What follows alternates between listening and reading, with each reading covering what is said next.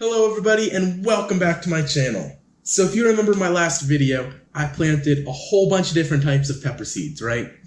And I did a viability test on them before I planted them just to see how viable they were. And they failed miserably, right, on that test. So I had really low expectations for when I planted these. But if you can see these here, I'll just kind of show you some of them.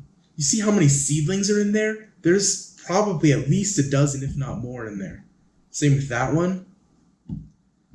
This one, the pepper XXX, that one did all right. Not as well as the other ones, but still decent amount of seeds sprouted. There's actually like two more real small ones that you probably couldn't see on camera that are about to sprout.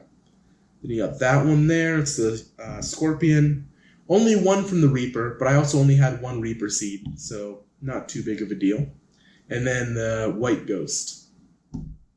So, I don't know if you guys can tell, but I am super, super excited that I got these results from those seeds. So, I've never grown the majority of these peppers before. The only ones I think I've grown are the reaper and then the ghost pepper. I've never grown a white ghost, but I've grown just like the traditional ghost pepper. So, all these ones right here, the Apache, the Scotch Freeport, the Triple X, and the Yellow Scorpion, super, super cool, super excited to grow these. So in this video, we got to be thinning these out because this is obviously way too many seedlings for this little cup. That's how you're just going to get crazy root bound, nutrient deficient, yada, yada, yada, all the above.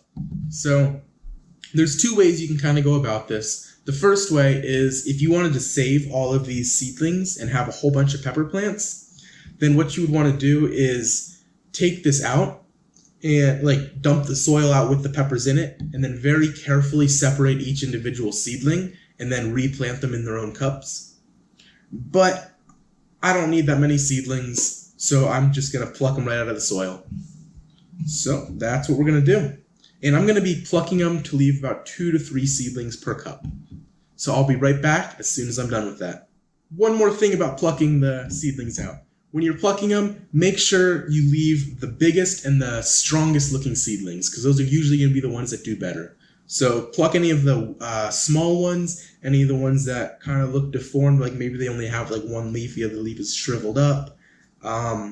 Anything that looks diseased, anything that doesn't look perfect, basically. Leave only the best looking ones. Alright, so we finished plucking out all the peppers, and you can see here, they all look like a much more manageable level now. So, because I obviously don't need that many seeds, I don't have a ton of room to grow that many seeds. So, there we go. Now again, if you had a lot of room to grow a whole bunch of different plants, save these and plant them in different pots, but I really only have a small little back patio space that is really adequate for planting peppers, so not a ton of space, so we're sticking with only a couple. Now, I'm going to let these grow out until they have their second set of true leaves. So the difference between true leaves and kind of like their initial leaves are, if you look here, so this Reaper, see how there's only those first 2 leaves on there that are kind of a different shape than traditional pepper leaves would be? Those are not their true leaves. Those are kind of just like initial leaves to help them get started, get a little bit of growth in them. And then their true leaves, like these ones, they're starting to get their first set of true leaves there. So I'm going to wait till they start growing their second set of true leaves. And then at that point, we're going to replant these into bigger pots and their own individual pots.